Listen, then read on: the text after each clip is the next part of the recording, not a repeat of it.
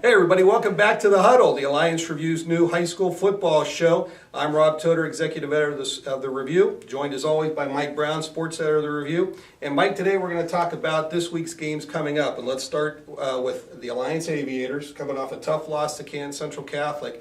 And another tough outing for them. They've got to face the Canfield Cardinals, a Division II program that is always in the playoff hunt out of the All-American Conference. The thing I like about this matchup, these are two young teams. I got a chance to see Canfield in a scrimmage.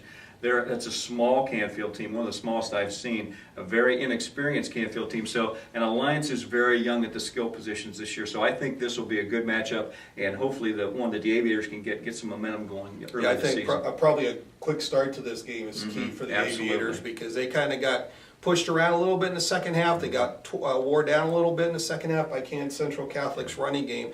And so I think a good quick start for the Aviators will help them this week. Absolutely.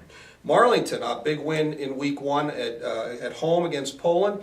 They get an extra day off. They played on Thursday last week, but they're going to Crestwood this week. What do you know about the Red Devils? Well, the Red Devils are usually a pretty good football program in the Portage Trail Conference, and I look for that to be a good game. Marlington's going on the road for the first time this season, but I like Marlington a lot. I really think that is a quality football team. They play Ed Miley, good sound defense. They have a dynamic runner in DeMonte Thomas. I think they've got all the parts there, and as their passing game evolves as they go through the season, I think Marlington's going to be just a dynamite football team. Yeah, you know, offense comes and goes, but if you can play good defense, the old saying is you can't lose if they don't score, and right. That defense is really playing well, Absolutely. at least the first four quarters of the season. West Branch had a tough one on the road in their opener last week against Kirtland, the defending Division V state champions, and it doesn't get any easier for the green and white. They come home to face New Philadelphia, and the Quakers have a very explosive offense. In my mind, West Branch has a brutal independent schedule because last year they had Kirtland, the defending state champ, coming back, and they had a lot of players back in that Kirtland team. Kirtland is very impressive again. I'll be surprised if it's not Kirtland or Youngstown Nursing winning the state title when the season's said and done. But then West Branch goes from Kirtland to New Philadelphia, who I've heard feels they have their best football team in the last 20 years. They have a 2,000-yard running back coming back. They have a very good passing game to go with it. That is a good football team. So 2 weeks in a row, West Branch is facing a very quality team. Yeah, it's going to be key for the Warriors if they get off to a bad start again, and then you got Streetsboro in week 3, which they should be a favorite in that game, but then there comes that rivalry game with Alliance in week 4, and the Warriors are looking at a 1-3 start there. Yeah. It's going to be a long season. I think they want to make it West Branch style of football this week, which DJ Joe to just ground the football out, keep their offense off the field, and score off West Branch's long drives. That's West Branch football under Dota. Yeah.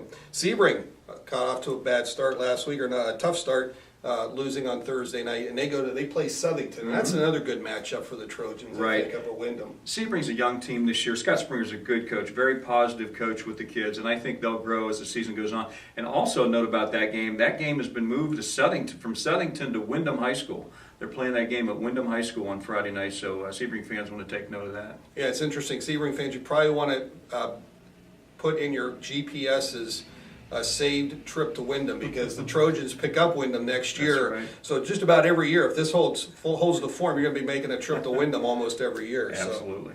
So, some other big games. One game that intrigues me is Malvern at Western Reserve. Western Reserve got off to a tough start. They played a good Cuyahoga Heights team last week. Now they've got to face a Malvern team that's pretty good too. And this is a playoff recap of last year. West Reserve beat Malvern in the playoffs last week. So I'm sure the Hornets are coming into Berlin Center with some revenge on their minds. The other one, I think, is Louisville and Hoover. I think we'll find out a lot about the Leopards this week. Right. Louisville's young. They've got their quarterback coming back who saw some action toward the end of last year, and they threw up. But Louisville's a very young team this year. But they have strength in numbers. 80 kids out at Louisville, and there's got to be a lot of quality players in there. Yeah. Some other games this week, St. Thomas and Minerva. We probably should talk about that one a little bit. That might be the game of the week in the area. I like that game a lot. I think these are two potential playoff teams. Now, St. Tom has a lot coming back. Minerva has a big-time talent in Riley. I think this is a great match. I think this is one of the best matchups of the week. Absolutely. Some other games, Salem at United, Southeast is at Field, and Waterloo's at Timken. So taking a game, if you don't have a dog in the hunt, go find a great game to go watch this weekend, and we'll see you at the game.